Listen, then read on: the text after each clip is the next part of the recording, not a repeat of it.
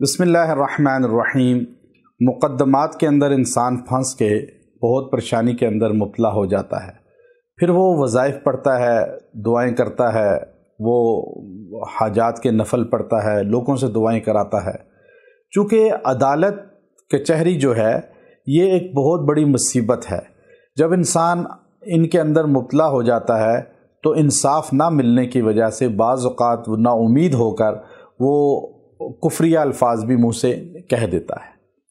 چونکہ عدل نہ ہونے کی وجہ سے ہمارے ملک کے اندر بالخصوص کیسز جو ہے وہ کئی سال تک لٹکے رہتے ہیں۔ بعض اوقات انسان مر جاتا ہے اور مرنے کے بعد جو ہے اس کے حق میں فیصلہ ہوتا ہے۔ تو عدل کا نظام اسلام کا اصل جو ہے وہ تقاضا ہے کہ اسلام کی پوری تشریح اگر کی جائے، وہ امام سرخسی رحمۃ اللہ علیہ نے فرمایا، اگر کوئی آدمی کہے کہ پورے دین کا خلاصہ بیان کرو تو کہا جائے گا نظام عدل۔ اس لیے قرآن حکیم کی جو آیت ہے ان اللہ یأمر بالعدل والاحسان، یہ قرآن پاک کی سب سے جامع ترین آیت کہلاتی ہے۔ اب انسان مقدمات سے کیسے سرخرو ہو جائے، مقدمات سے کیسے سرخرو ہو کے نکلے اور عزت والے زندگی گزارے اور اس کے حق میں فیصلہ ہو جائے، جو اس کے مد مقابل ہے، جو مخالف ہے، وہ پست ہو جائے، زیر ہو جائے، تو اس کے لیے قرآن پاک کی آیت نہایت مجرب ہے۔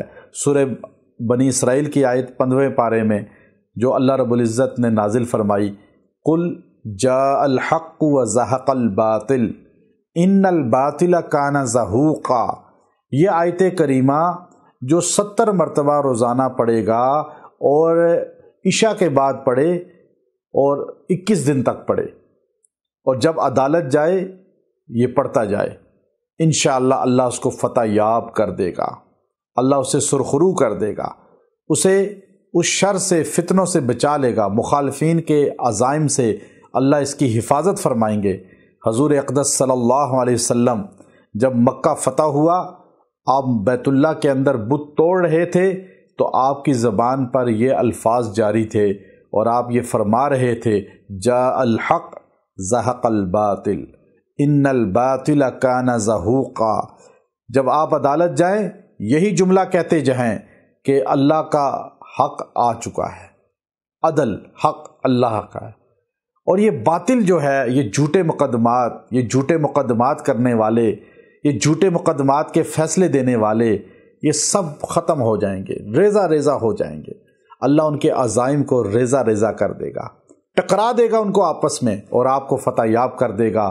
آپ اس کو 21 دن تک عشاء کے بعد 70 مرتبہ پڑھیں، اور جب جائیں کچہری، تھانہ، عدالت، تو آپ پنچایت میں، جرگوں میں جائیں تو یہ پڑھتے جائیں، آپ کے حق میں انشاءاللہ فیصلہ ہوگا۔ وآخر دعوانا ان الحمد للہ رب العالمین۔